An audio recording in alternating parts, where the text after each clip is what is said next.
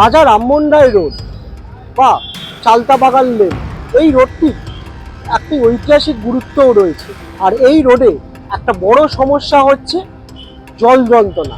অল্প বৃষ্টি হলেই এখানে কোথাও হাঁটু সমান জল জমে, কোথাও কোমর সমান জল জমে। একদম ভীষণ সমস্যা।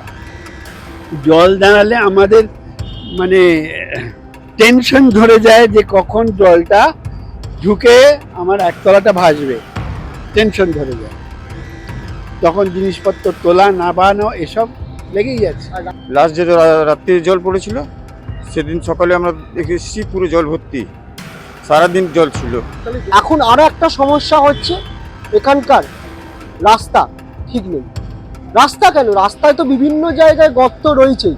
আমি এখন রয়েছি রাজা রামমোহন রায় রোডের ফুটপাতের ওপর। এই ফুটপাতের ওপর যে চিত্রটা, আমি যদি আমার চিত্র সাংবাদিক শান্তনু মান্নাকে দেখাতে বলি, একবার দেখাতে বলবো যে পুরো এটা ফুটপাতটা কিন্তু খুঁড়ে রাখা হয়েছে। আর এইটা খুঁড়েছে আজকে বা কালকে নয়, এটা কর্পোরেশন থেকে বা কেএমসি থেকে জলের পাইপলাইন বসাবার জন্য খোঁড়া হয়েছে ফেব্রুয়ারি মাসে। তারপর এই অবস্থায় পড়ে রয়েছে। আর এইদিকে যদি আমি দেখাতে বলি, এই যে বর্ষার সিজন চলছে, এই বর্ষার সিজনে প্রায় 2 মাস হয়ে গেল এখানে একটি গাছ ছিল, ঝোড়ো হাওয়ার কারণে পুরনো গাছ সেটি ভেঙে পড়ে রাস্তার উপর।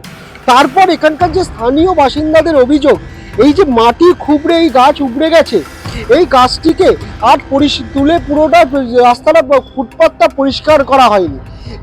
গাছের যে অংশগুলো কাঠগুলো ভালো ছিল সেই অংশগুলো কেটে নিয়ে চলে গেছে। কিনা রাস্তা খুঁড়ে রেখে দিয়েছে 6 মাস 8 মাস ধরে। কেন করেছে?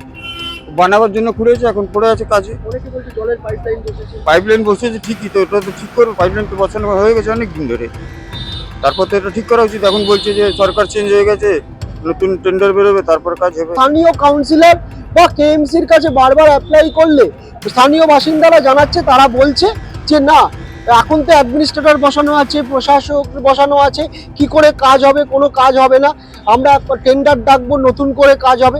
সবাই খুব বিরক্ত, এখানকার সাধারণ মানুষ। এই জল জমে যায়, এটা ভালো হয়ে গেলে ভালো হবে। কাউন্সিলর এসে সমস্যাগুলো অ্যাড্রেস করে, মানে তোমাদের সাথে কথা বলে? সে বলে না। আর একটা সমস্যা হচ্ছে যত্রতত্র ময়লা ফেলে রাখা। বিভিন্ন কর্পোরেশনের এলাকায় হাওয়ার জন্য বিভিন্ন ভ্যাটের ফেলার জায়গা রয়েছে, কিন্তু সেখানে ময়লা কম, রাস্তায় আনাচে কানাচে ময়লা বেশি পড়ে, সেটা নিয়েও ক্ষোভ রয়েছে সাধারণ মানুষের। ক্যামেরায় শান্তনু মান্নার সঙ্গে অরুণাভ ঘোষ, লাস্ট টেক্স।